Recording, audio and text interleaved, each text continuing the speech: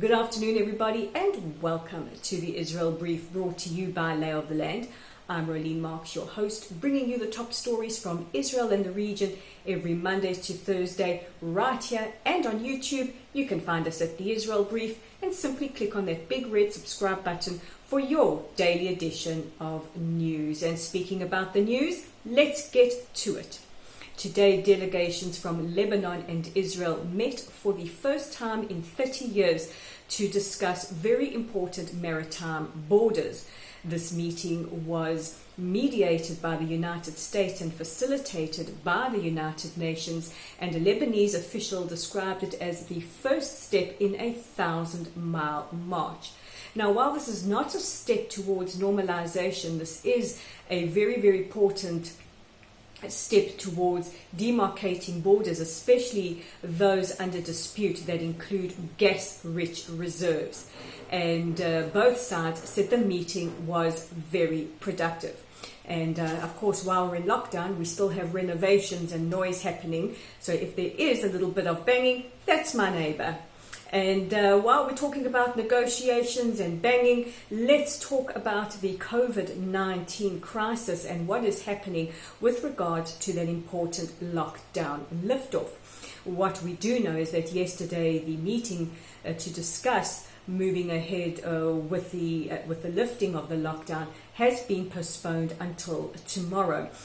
Also, we know that the coronavirus cabinet and the government unanimously voted in extending the lockdown until Sunday. Now, what was quite rare today, not just that there was a unanimous agreement, was the fact that the Guardian newspaper in the United Kingdom almost lauded Israel for what they are calling a circuit breaker lockdown, and this is to stem the increase of infections. And they recommended that other countries follow Israel's example. And it kind of gives one almost a sense of relief that we're doing the right thing, because we are ahead of the curve than other countries, and it kind of makes us feel that it's not all in vain. And apparently it hasn't been in vain, because in the last 24 hours we reported the lowest number of infections since July. And while this is extremely heartening, it's still not below the approved threshold that the government would like in order to lift the lockdown. So we will know tomorrow what stage we will go into and what will start lifting. In other news, we now go to the United Nations, where the UN Human Rights Council yesterday voted Pakistan, Cuba, Russia and China onto their council. You cannot make this stuff up, and Israel's ambassador to the United Nations, Gilad Erdan, said that this is almost a joke. These are not countries that have human rights highly on their list of priorities, and he went as far as to call on Western democracies to withdraw from the UN Human Rights Council, citing the flagrant anti-Semitism demonstrated by the amount of resolutions passed against the state of Israel, while ignoring other human rights transgressions around the world, especially in some of those countries that now sit on the Council of the UNHRC. So these are your top stories, brought to you compliments of the lockdown here in Israel.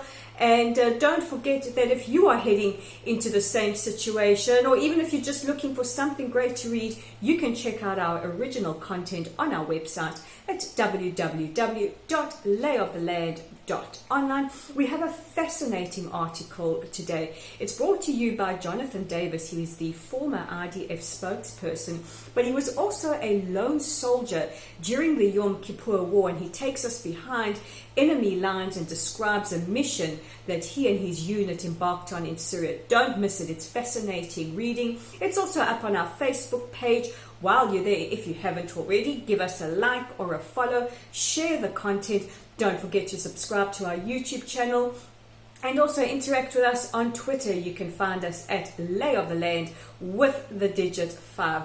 Give us a hello, share some of our posts, interact with us. We love it when you do that. So with today's edition, the Wednesday or Hump Day edition of the Israel Brief, I'm Rolene Marks, and we'll chat again tomorrow.